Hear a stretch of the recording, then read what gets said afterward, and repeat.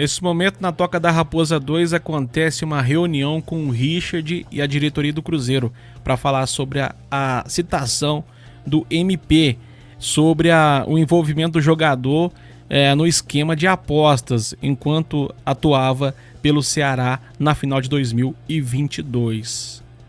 Você acha que, se realmente aconteceu, Gilmar, você acha que o jogador vai explanar isso para a diretoria? Eu acho que nega até o último ato.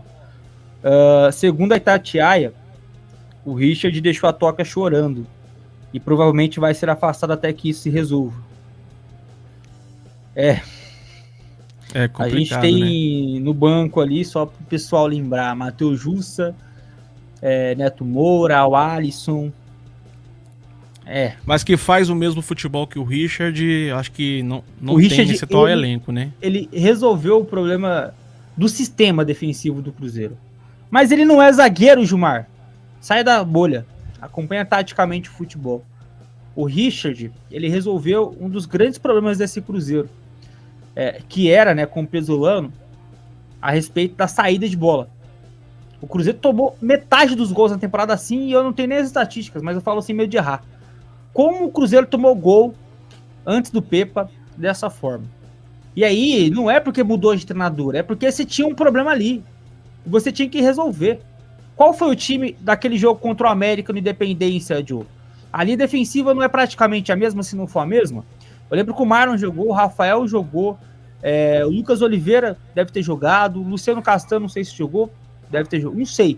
Mas é praticamente a mesma. Então como é que você troca de treinador e resolve? Ele resolveu colocando o Richard justamente para fazer a proteção numa linha isolada e também para ser o principal alvo na saída de bola, porque ele tem capacidade técnica para isso.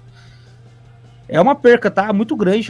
De verdade, que ele não seja afastado, que isso seja só ali um nome que foi citado e não tem nada provando nada, porque vai fazer muita falta tecnicamente, tá?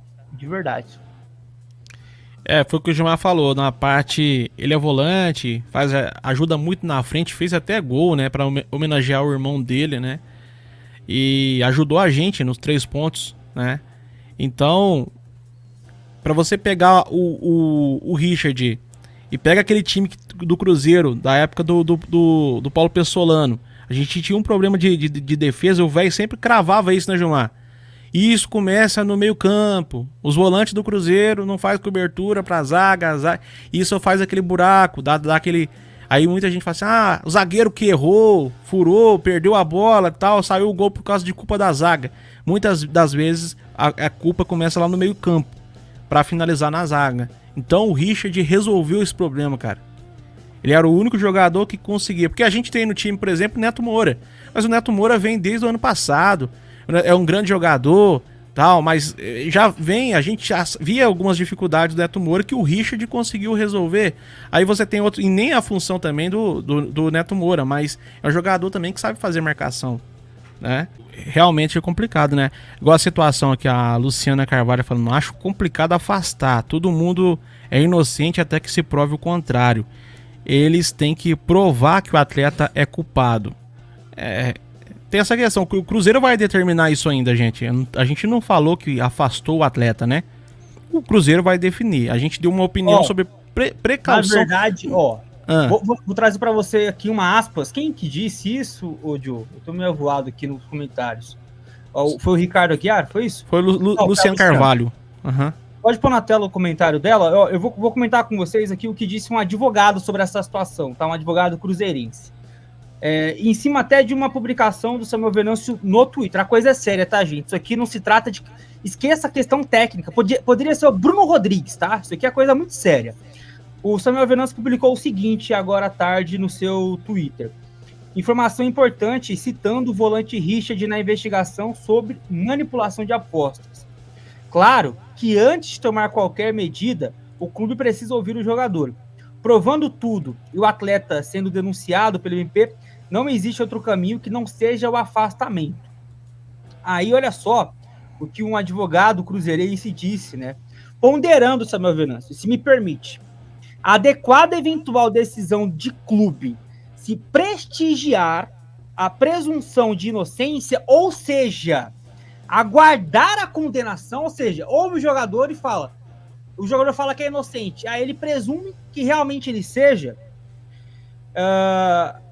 razoável afastar após ouvir e se tiver denúncia com pelo, indícios fortes. Não basta apenas acusação e denúncia.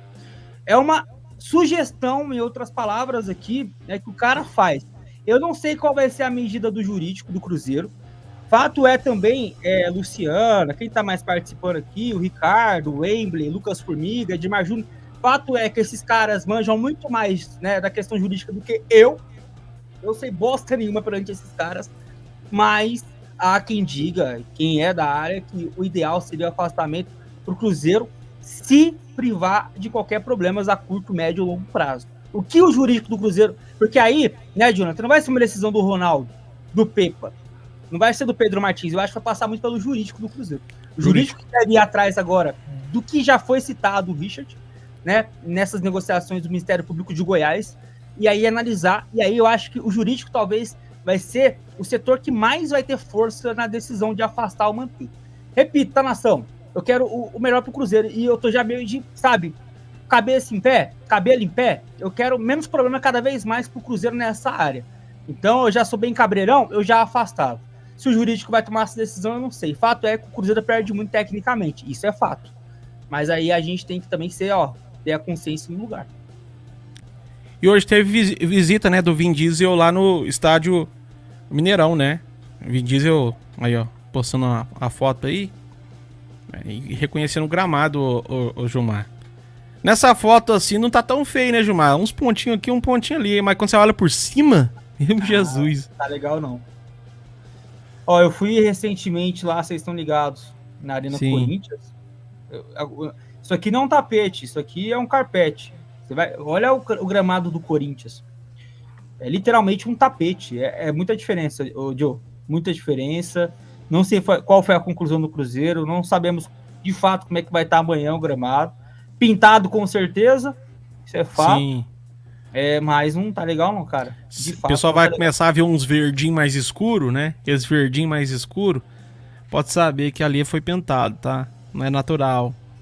Né? Só se eles pintarem o gramado inteiro da mesma cor, aí fica igual, mas muito complicado. Mas tá aí, o Pepa foi lá fazer o reconhecimento do gramado, ver como é as condições, né? E até mesmo dar o aval dele, né? Pra passar pros jogadores, né? Se tá bom, tá. Essa Minas Arena é safada. Vocês vão lembrar aí, em anos anteriores, jogador saindo com um short todo verde. Porque assim, não é em 2023 esse problema, tá? De gramado. É em temporadas também anteriores aí. Então, repito, não é maluquice falar que pode ser que tenha pintado o gramado para amanhã, não, tá? Porque a situação do gramado tá péssima. Ontem o Globo Esporte mandou um helicóptero por cima do Mineirão e a Itatiaia um drone. O que a gente mais teve ontem foi imagem do Mineirão. Ô, Jonathan, não tem mágica, mano. Para amanhã o gramado não vai estar bom. É fato. Pode ser que esteticamente, assim, olhando, esteja legal, mas vão reclamar, pode ter certeza. A torcida do Fluminense e o próprio Fluminense está preocupado com o Mineirão, com o estado, imagina nós, não vai jogar só amanhã. E outra coisa, vamos dizer que o Cruzeiro vença o Fluminense. Aí, lá no final do jogo, o Fluminense, em vez de falar assim, mérito do Cruzeiro, não, a gente foi prejudicado pelo gramado. A gente fez um mau futebol hoje devido ao gramado horrível, horroroso. E a gente perdeu por esse motivo. Então, acaba que... Claro, a gente vai comemorar a vitória do mesmo jeito, mas não vai ter aquele mérito de ganhar do Fluminense, né? Por ter jogado um bom futebol, vai ser um mérito contrário, né? Vai ser um mérito do gramado que prejudicou o time adversário. Ou até mesmo pode prejudicar o Cruzeiro, porque o Cruzeiro vem jogando hoje no Independência, que ultimamente vem decaindo o gramado também, né, Gilmar? Mais perto do que tá o Mineirão. Cara, é um tapete o Independência. É um tapete. É bom demais jogar no Independência, né? Cara, e o que esperar, né? Fora o gramado ali, as 4 linhas, né, Gilmar? Mais de 55 mil ingressos vendidos, né? Chegando já a 60, né? Acho que até mais à noite, né? Deve se aproximar de 60 mil. Até por experiências próprias, a gente deve ter um público na casa dos 55 mil ali. Entre 55 mil e 60. Ah, mas já vendeu 55 mil, Gilmar. Ah, mas a gente sabe como é que funciona. Infelizmente, ainda tem muita venda de cambista ou de pessoas que compram e não vão. Infelizmente, acontece. Quem tá em grupo do Cruzeiro e tá ligado, sabe o que eu tô falando aí. Então, deve ter esse público aí, entre 55 mil e 60. Eu amaria bater 60 mil. Acho que vai ficar próximo ali, mas não vai chegar a bater, não. Enfim. Mas, de qualquer forma, vai estar abarrotado e o Pepa deve estar como, hein? Tá aí, ó. Rafael Bilu tende a perder temporada no Cruzeiro. Veja como ficou a situação contratual, né? O atacante tem contrato somente até julho, mas seguirá na toca até o fim da recuperação. Rafael Bilu será desfalque do Cruzeiro para o duelo contra o Fluminense, sob o risco de ficar fora também do restante da temporada. O atacante rompeu o tendão de Aquiles do pé esquerdo e passará por cirurgia. O clube não divulga tempo de recuperação, mas segundo o que apurou o GE, a estimativa é de retorno entre 5 a 7 meses. Que situação, hein? Jogador que a gente fica triste, né? Porque é um jogador muito promissor e que vinha com alto nível, né? Dentro da possibilidade, né, Gilmar? Jogando bem no Cruzeiro, né? Vinha jogando bem, sim. Uma pena, né? Na primeira oportunidade que ele tem, depois de alguns jogos a gente pedindo aqui, né, o Bilu como titular, acontece essa fatalidade. Foi sozinho, não foi ali, né, uma entrada forte de algum jogador, não. Foi na queda, né, de um salto na área. E aí ele acaba aí tendo essa lesão seríssima. Cara, quero ser otimista e imaginar que ele volte antes, tá? Eu sei que o Globo Esporte trouxe um parâmetro, né? Consultando alguns especialistas, vendo também o tempo de recuperação de outros atletas. Eu também fui atrás, tá? E teve atleta que voltou com 3 meses e alguma coisa, 4 meses. Então, quem sabe lá no final de setembro, a gente já não, né, comece a ouvir que o Bilu já tá, né, ali ficando à disposição do pessoal, né? Ali do DM, né, ali mais de aprimoramento físico, já trabalhando com bola já no campo, mesmo que seja separado, para poder voltar de fato ali em outubro. Vamos torcer, mas que ele se recupere bem, é o principal.